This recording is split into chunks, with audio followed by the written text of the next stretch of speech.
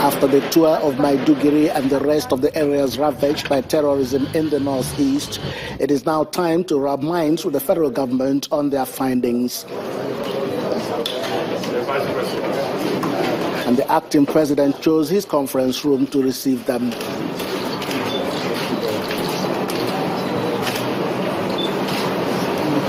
Among other very important issues on the front burner in this meeting is how to carry the civilian population along in the fight against Boko Haram.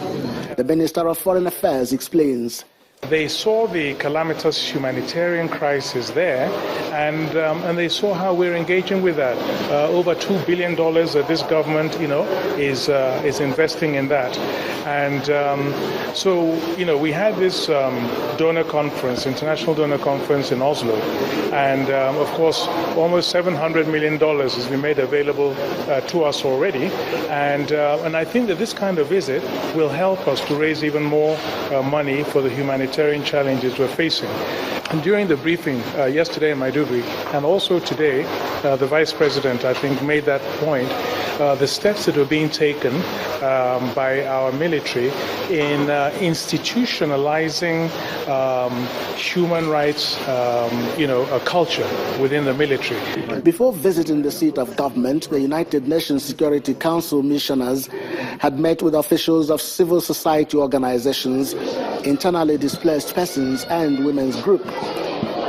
They also addressed a press conference where they urged the Nigerian government to channel funding received to the reconstruction of the Northeast.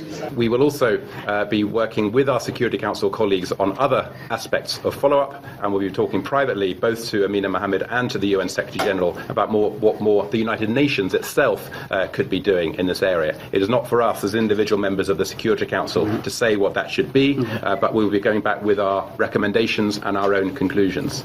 And finally, will each of us be talking to our own capitals, our own governments, about what we are currently doing and whether there is a need to do any more. The delegation is leaving the country with a pledge that the United Nations Security Council will play their role well in assisting the Nigerian government to tackle the challenges in the conflict zones.